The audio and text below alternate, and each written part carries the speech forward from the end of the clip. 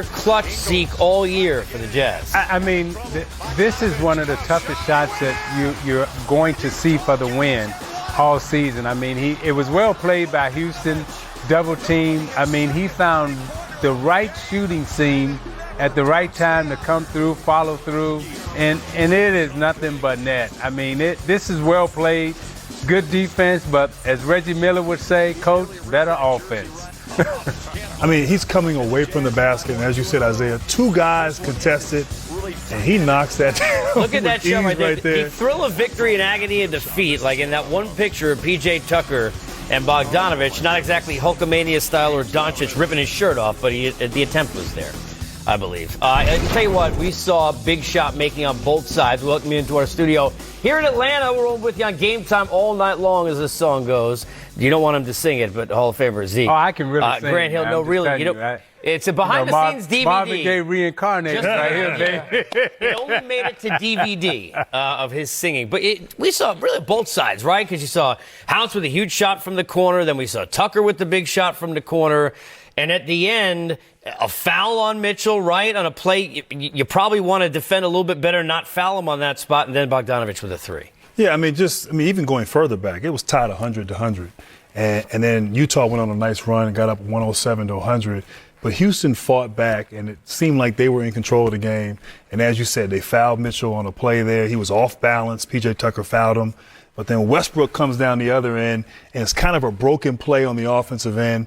But that's what he's good at, driving to the rim, putting pressure on the defense, drawing the defenders, finding Covington, their center, right? Hit one, and then Covington, Tucker in the corner. Yeah. And so, I mean, both teams played great. It was just whoever was going to have the ball at the end of the game. And, wow, what a shot there at the end. That was just a spectacular finish to a really good game. Better win, tougher loss. What's the stronger feeling being on either side of these? Oh, definitely better win. I mean, a road win, knocking it down at the end, I mean, that gives you momentum going into, the next game. That gives you belief in what you're doing. And what I found interesting, Grant and Case, is that, when both teams were playing small ball, when Gobert was out of the game, all you saw was both teams trying to get to the basket to make layups, right? And then at the end of the game, they go back to what they're most comfortable with. Tucker knocks down a three. Bogdanovic knocks down a three.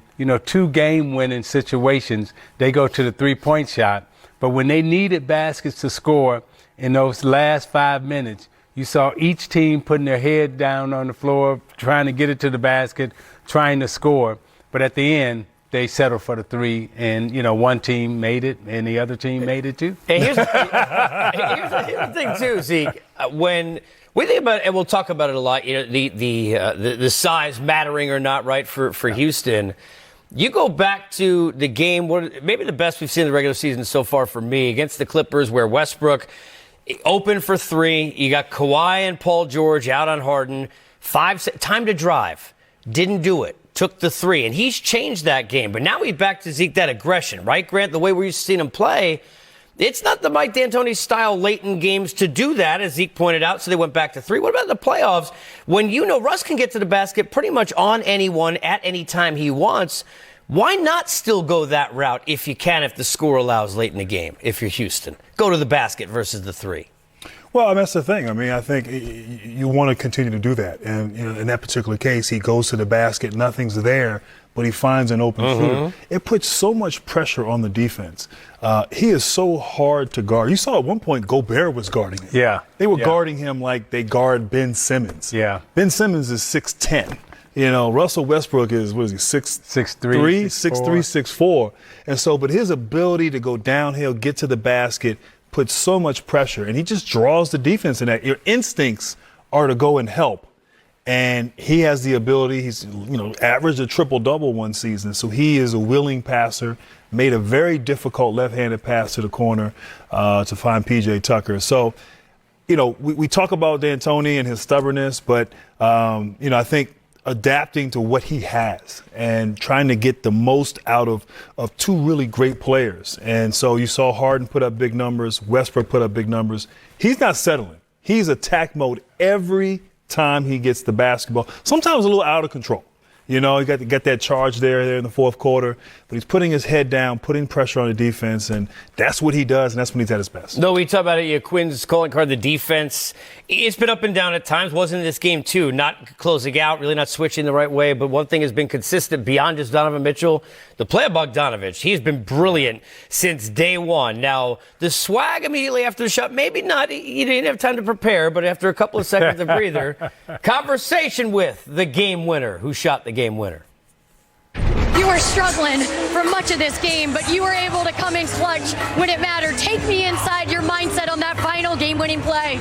I mean, first of all, I wasn't supposed to be on the court on the last play the way I played whole game, but that's the coaching staff. They believe in me. They gave me opportunity to shoot two-game winning shot. I stay confident. I know that I'm able to hit those shots, and on the end of the game, it's a very important W for us. And this was a crazy game down the stretch there. They hit two critical threes, but you come in with the mindset, you get it done. Have you experienced something like this before? I mean, that was our game plan, to take the ball out of James' hands. We did a great job whole game. Rudy was guarding big time Russell Westbrook whole game, but like I say, big and really important victory for us. How would you rate that buzzer beater? Better than Milwaukee one.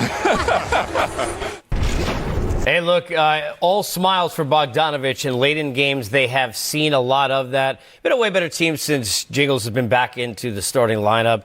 That kind of helped settle everybody down. But we talked about this earlier, continuing Zeke to work Mike Conley into the fold, where it seemed like it wasn't necessarily the injuries of the past as much as it was, okay, how do we find the version of Mike Conley that's the best version for what we're doing? You might want to think about that before you bring him over, but either way, are you seeing it get a little bit closer to what you want it to look like? Yeah, we are seeing him get a little closer to what we hoped it would look like, and I think you hit the right verbiage when you said finding the right version of Mike Conley, which we're going to see.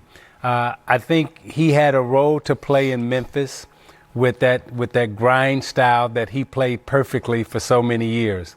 But the thing about Mike Conley is that we know that he's capable of playing both ways. He can score the basketball, he can direct a team, and I thought coming into Utah, finding the right fit for him personally, personality-wise, basketball style-wise, it was going to take time and there was going to be an adjustment. And I think he's made that adjustment. And as Grant and I talked about with Harden and Westbrook, by them having a friendship, I think it was easier for Harden to make that adjustment. Conley, on the other hand, didn't have that historical past friendship with any ones that he was playing with, and I think he's made the adjustment fine. And we said this, Zeke, the three of us did in the pregame. Having him out there late on the floor going to be important, and also having him after the game is done.